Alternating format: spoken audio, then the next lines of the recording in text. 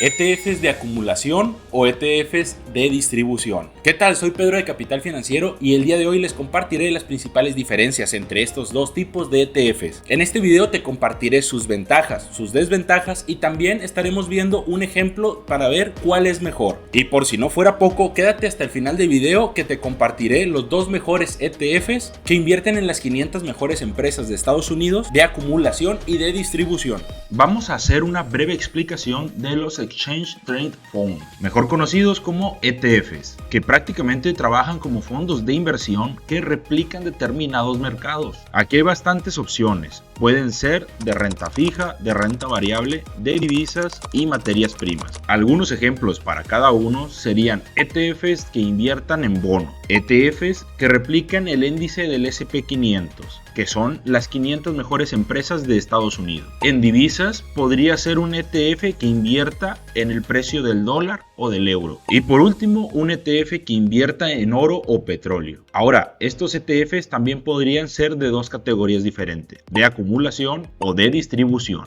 Ahora vamos a ver primero qué son los ETFs de distribución. Bueno, prácticamente este es un ETF que reparte dividendos a los inversionistas. Cuando invertimos en un ETF de distribución, invertimos en un ETF que cada cierto tiempo nos reparte dividendos. Puede ser mensualmente, trimestralmente o anualmente. Los más comunes son los trimestrales.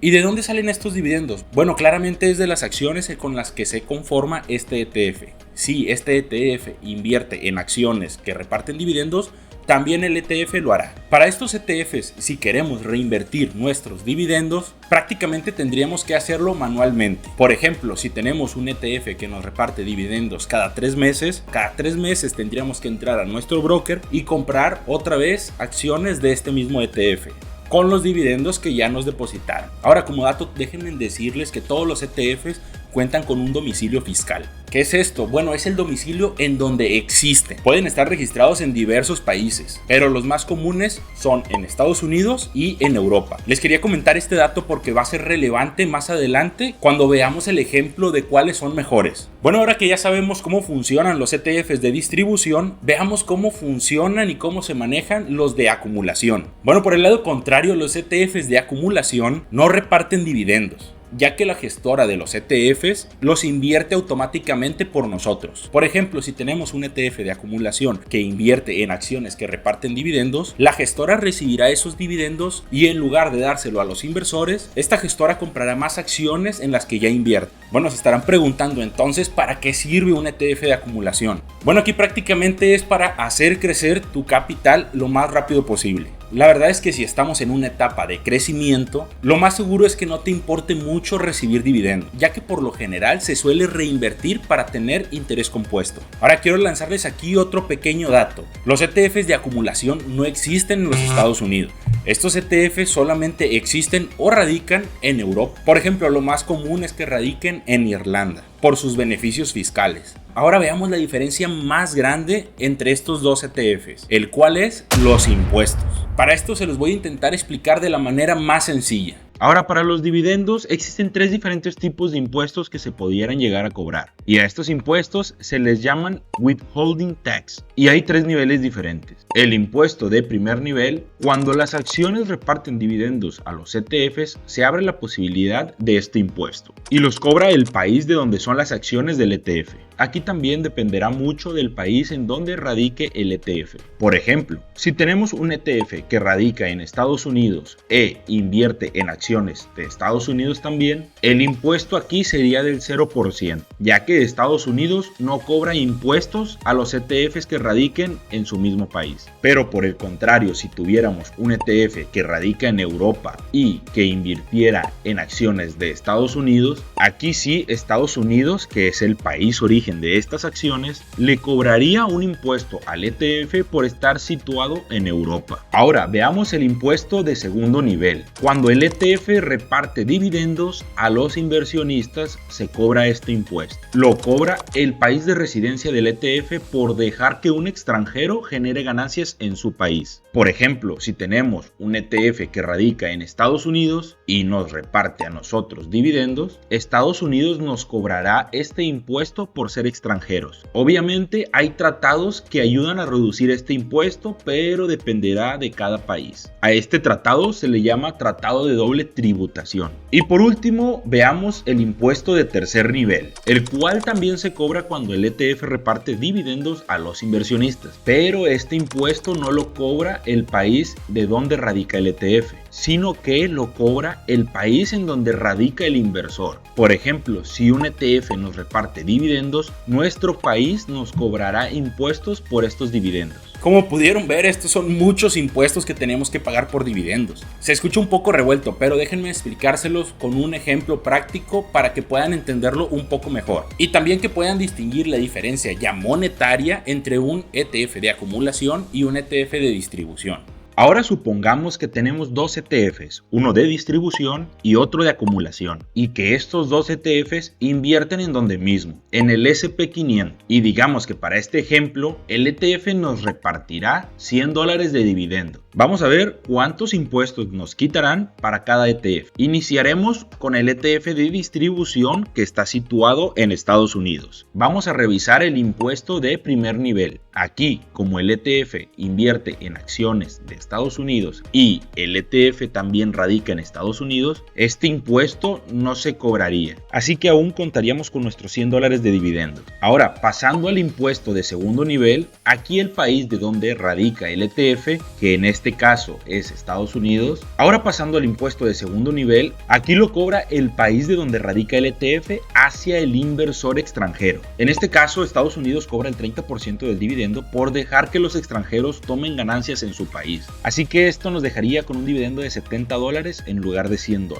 Ahora por último veamos el impuesto de tercer nivel, que lo cobra el país de residencia de cada inversor. En este caso va a depender de cada país. Hay algunos que cobran más, otros que cobran menos y hay incluso algunos que ni siquiera cobran este impuesto. Pero al menos para este ejemplo veremos los impuestos que cobra México. México aquí cobra un 10% sobre los dividendos ganados en el extranjero. Eso nos dejaría al final con un dividendo de $60. Si se fijan, de los $100 que nos debió de haber repartido el ETF, solamente nos darían $60. Y ahora imagínate que esos dividendos los quieres reinvertir. Muchos brokers cobran comisiones por transacciones, así que todavía tendrías que pagar estas comisiones. Pero bueno, ahora veamos el mismo ejemplo con un ETF de acumulación. Para finalidades del ejemplo, el ETF que veremos estará situado en Irlanda, ya que por lo general los ETFs de acumulación son de aquí. Veamos el impuesto de primer nivel. Nuestro ETF, como lo mencionamos, está invirtiendo en acciones de Estados Unidos. La única diferencia es de dónde radica el ETF. En este caso, Estados Unidos sí cobra un impuesto a los ETFs que están situados en Irlanda. Y este impuesto es del 15% sobre los dividendos. Así que en este caso de los $100 nos quedarían únicamente $85 para reinvertir. Aquí ya vemos una diferencia en comparación con el ETF de distribución, pero esperen que lo bueno está por venir. Vamos a ver el impuesto de segundo nivel, que es del ETF al inversor por repartir dividendos. Y sí, es exactamente lo que están pensando. Este impuesto es del 0%. No se cobraría, ya que como es un ETF de acumulación, no reparte dividendos al inversor. Los dividendos que toma de las acciones los reinvierte automáticamente en estas mismas. Ahora para el impuesto de tercer nivel, que es el del país de residencia del inversor, pasa lo mismo. Como los dividendos se reinvirtieron y no los recibimos nosotros, nuestro país de residencia no nos cobraría impuesto. Como vimos en este ejemplo, con un ETF de acumulación se lograron reinvertir $85. Una gran diferencia comparado con el de distribución, que solo se pudieron reinvertir $60. Ahora, como pueden ver, los impuestos que paguen dependerán mucho del país en donde radiquen. Esto que yo les estoy explicando no es asesoramiento fiscal. Lo mejor sería que buscaras asesoramiento en tu país para ver cómo puedes pagar la menor cantidad de impuestos, obviamente legalmente. Ahora sí veamos las ventajas y desventajas de cada ETF. Las ventajas del ETF de distribución es que son más comunes, más populares, hay mucha mayor variedad, las comisiones por gestión son mucho menores, hay posibilidad de generar ingresos pasivos, porque pues obviamente te paga dividendos. Ahora, en las desventajas es que si quieres reinvertir estos dividendos, pues obviamente lo tienes que hacer manualmente. Aparte de esto, los impuestos son mucho mayores y por reinvertir todavía te cobran también comisiones. Ahora veamos las ventajas de los ETFs de acumulación. Pues prácticamente sería que los dividendos se reinvierten automáticamente y que, como ya lo vimos, podemos tener ventajas fiscales. O sea, en pocas palabras, pagaremos menos impuestos. Pero las desventajas son que estos ETFs no son muy comunes. No hay tanta variedad de estos ETFs y cuentan por lo general con comisiones un poco más altas de gestión a diferencia de los de distribución. Ahora, como les prometí al principio del video, les voy a traer dos ejemplos de ETFs que invierten en el S&P 500 de distribución y de acumulación. En distribución, el primero sería el mayormente conocido VOO de Vanguard, con una comisión por gestión del 0.03% y un precio al momento de $486. Este es uno de los ETFs más populares y en lo personal mi favorito. El segundo ETF que les traigo es el IVV de iShares, con una comisión por gestión también del 0.03% y un precio al momento de $532. También es una muy buena opción para invertir en el S&P 500, aunque como pudieron ver es un poco más caro. Ahora vamos con los dos ejemplos del ETF de acumulación. En primera posición es uno de los más conocidos, el VUAA de Vanguard, con una comisión por gestión del 0.07% y un precio al momento de $100. Este ETF está situado en Irlanda y creo que cada vez es un poco más conocido por los inversores. El segundo es de nueva creación, no tiene ni un año de haberse formado. Estoy hablando del SPYL